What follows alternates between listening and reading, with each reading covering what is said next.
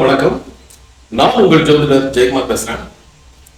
இப்பொழுது 2026 ஆங்கில புத்தாண்டு ராசி பலன் ஒவ்வொரு ராசிக்கும் எப்படிப்பட்ட பலன்களை கொண்டு வந்து கொடுக்க போகுது அப்படிங்கிறத பார்க்கலாம். ஒவ்வொரு வருஷமும் பாத்தீங்கன்னா நம்ம அதிகமான எதிர்பார்ப்புகள் இருக்கும். இந்த வருடமாவது இந்த 2026 நமக்கு வேலை கிடைக்குமா, தொழில் அமையுமா, திருமணம் போன்ற விஷயங்கள் நல்லபடியா நடக்குமா, வெளியூர் வெளிநாடு பயணங்கள் இனிதான் நடக்குமா, வெளியூர்ல போய் படிக்கணும், வெளிநாட்டுல போய் படிக்கணும், அது நிறைவேறுமா, வெளிநாட்டுல போய் வேலை செய்யணும், அது நிறைவேறுமா, இந்த மாதிரி பலருக்கும் பலவித எண்ணங்கள் ஏக்கங்கள் எல்லாருக்கும் இருக்கும்.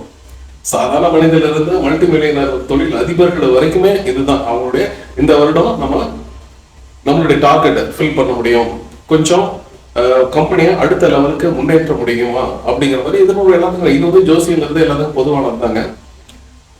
இப்பொழுது இந்த 2026 இதெல்லாம் எப்படி இருக்கும் அப்படிங்கிறது தனித்தனியாக நம்ம 12 ராசிகளை பார்க்க போறோம்.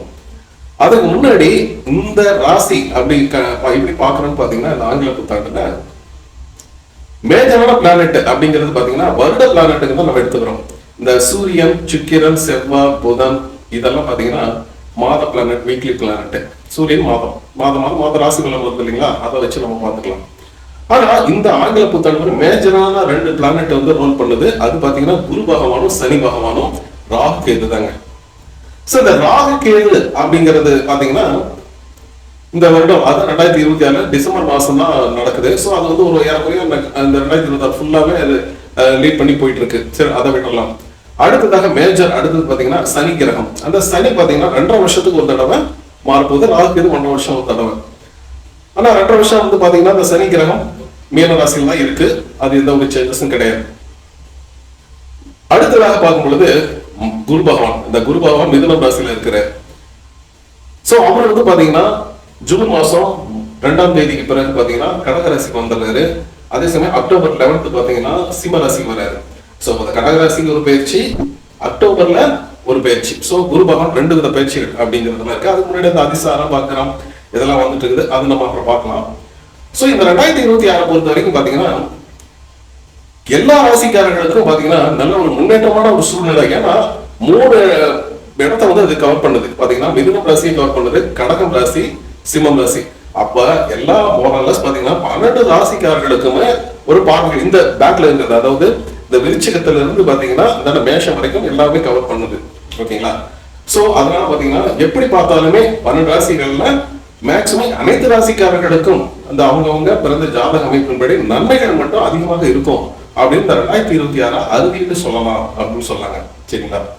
வாங்க இந்த ராசிக்கு எப்படி இருக்கும் இந்த குரு பயிற்சி மற்றும் ஆங்கில புத்தாண்டு பயிற்சி, இது 2மே கவர் ஆகுது. சோ இந்த 2026 பொதுவா எப்படி இருக்கும் அப்படின்னு பார்க்கலாம். 2026 ஆங்கில புத்தாண்டு ராசி பலன் வரிசையில சிம்மம் ராசிக்காரர்களுக்கு எப்படிப்பட்ட பலன்களை கொண்டு வந்து கொடுக்கும் அப்படின்னு பாத்தீங்கன்னா, உங்களுடைய நட்பு கிரகமான குரு பகவான் மேஜரான ஒரு பிளானட். ஏன்னா இவர் பாத்தீங்கன்னா ஆரம்பத்துல, அதாவது ஜனவரி மாதத்துல இருந்து மே மாசம் வரைக்குமே உங்களுக்கு குரு பகவான் எங்க இருக்கிறார், 11ஆம் இடத்துல இருக்கிறார். சோ 11ஆம் இடம்னாவே ஆசை, அபிலாஷைகள், லாபங்கள், நன்மைகள், மூத்தவர்களால் நன்மைகள், சித்தப்பா அந்த தந்தையுடைய வர்க்கத்தால் நன்மைகள், மூத்தவர்கள் அண்ணா பெரிய அண்ணன் அப்படிங்கிற மாதிரி தந்தை வயது அல்லது மூத்த வயதை ஒத்தவர்களுக்காக நல்ல ஒரு முன்னேற்றம் அப்படிங்கிறதெல்லாம் சிறப்பாக இருக்குங்க. இந்த 6 மாதத்துல நீங்க சரியா பயன்படுத்திங்க. ஏன்னா நீங்க இந்த 2-3 வருடங்களாக நீங்க பட்ட பாடு, பட்ட கஷ்டத்துக்கு நல்ல ஒரு விமோச்சனம் அப்படிங்கிறது இருக்குங்க. ஏன்னா மனதுல ஆசைகள் நிறைய இருக்கு. இந்த கடை பிரச்சனை இருக்கு, இது தீருமா, வேலை இல்லாம இருக்கிற இது தீருமா, குழந்தைகளின் திருமணம் நல்லபடியா நடக்குமா, நம்ம வாழ்க்கைய வீடு கட்டி பாதியில் நிற்குது, அது ஃபுல்ஃபில் ஆகுமா அப்படிங்கிற பல கனவுகள், பல மன உளைச்சல்கள்ல இருந்துட்டு இருக்கிறீங்க. திருமணமே இருந்தாலும் கனவுகள் புரிதல், மகிழ்ச்சி எதுவுமே இல்லை, சந்தோஷம் இல்லை, ஹாப்பினஸ் இல்லை, எது கிடைச்சாலும் சண்டை இப்படியே போயிட்டு இருக்குது. இதுக்கெல்லாம் காரணம் 8ஆம் இடத்துல போய் சனி பகவான் உட்காந்துச்சு, 7ஆம் இடத்துல ராகு பகவான் உட்காந்துருக்கிற இதுதானா, போகாத கோயில் இல்லை. எந்தெந்த கோயில் ஜோசியர் சொல்றேன் எல்லா கோயிலுக்கும் போயாச்சு. ஆனா ஒன்றும் நம்ம இடியில நம்ம கண்ணுல பார்க்கல அப்படிங்கிற மாதிரி மனக்குமுறைக்கு இருக்கிற சிம்ம ராசிக்காரர்களுக்கெல்லாம் இது பொன்னான ஒரு வாய்ப்புகளை அள்ளி கொடுக்கின்ற அமோகமான அமைப்பு தான் 2026. ஸோ இந்த 2026 குரு மேஜர், ஏன்னா பார்த்தீங்கன்னா உங்களுக்கு 5ஆம் இடத்த அதிபதி அவங்க தான், 8ஆம் இடத்த அதிபதி அவங்க தான். ஸோ 5ன்னா பூர்வ புண்ணிய குழந்தைகள் உங்களுடைய வாழ்க்கையினுடைய அடுத்த கட்ட முன்னேற்றத்தை நோக்கி அடியெடுத்து வைக்கின்ற, லீட் பண்ணி கொண்டு போகின்ற, வேலையில இருந்தீங்கன்னா நல்ல ஒரு ப்ரொமோஷன், பிசினஸ்ல இருந்து நல்ல ஒரு லாபங்கள், நன்மைகள், மூத்தவர்கள் அனுகூலங்கள், இதெல்லாமே கொடுக்கறது குரு பகவான் தான். ஸோ பூர்வீகத்துல ஒரு நல்லது நடக்க போகுதுங்க. உங்களுடைய வீட்டுல ஒரு குழந்தை செல்வம் கேட்க சத்தம் கேட்குது, திருமணமாகி ரொம்ப நாள் ஆச்சுங்க, குழந்தை செல்வம் இல்லை, நம்ம போகாத கோயில்களில் பார்க்காத வைத்தியம் இல்லை, எல்லாம் பண்ணிட்டாலும் ஒன்றும் வேலைக்கு ஆகல அப்படிங்கிற மாதிரி மனக்குமரில் இருக்கிற சிம்ம ராசிக்காரர்கள் அழகான குழந்தை செல்வம் உங்க வீட்டுக்கு வர அமைப்பு சூப்பரா இருக்குங்க. அதே சமயம் விரும்பியவர்களே திருமணம் முடிக்கலாம் அப்படின்னு நினைச்சிட்டு இருக்கிற அவர்களுக்கெல்லாம் பார்த்தீங்கன்னா இது ஒரு நல்ல காலம், சரிங்களா? ஸோ நல்லா லீட் பண்ணி கொண்டு போகிறது. அதே சமயம் முதல் திருமணம் ஃபெயிலியர், 2வது திருமணத்துக்காக பண்ணலாம் அப்படின்னு 11ஆம் இடம் உங்களுக்கு நல்ல ஒரு வேலை செய்யுங்க. 11ஆம் இடத்துல இருந்து உங்களுக்கு 5ஆம் இடத்தை பார்க்குறாரு. சரி, அன்புக்குரியவர்களே உங்களுக்கு வாழ்க்கை துணை, வாழ்க்கை வரன்களாக வரக்கூடிய அமைப்பும் சூப்பராக இருக்குது சிம்ம ராசிக்காரனை பொறுத்த வரைக்கும். என்னன்னா உங்களுக்கு 8ஆம் இடத்துல சனி பகவான் இருக்காரு, 11ஆம் இடத்துல குரு பகவான் இருக்காரு, 7ஆம் இடத்துல ராகு பகவான் அப்படிங்கிறதுனால 8ஆம் இடம்னா பார்த்தீங்கன்னா உடல் கண்டம், உடல் சோறு, உடல்ல ஒரு பிரச்சனை அப்படிங்கிற மாதிரி எடுத்துக்கூடாது. ஸோ இது நாள் வரைக்கும் நீங்க நடக்காத காரியத்தை நடத்தி வைக்கின்ற அமைப்பு. அதாவது நம்ம பாட்ட வழியில ஒரு சொத்து இருக்குது, அதை வந்து ஒரு கேஸ் இதெல்லாம் போயிட்டு இருக்கு, இது வந்து நம்ம சாதகமாக தீர்ப்பு வருமா அப்படிங்கிற எண்ணிட்டு இருக்கிற திடீர்னு வருங்க.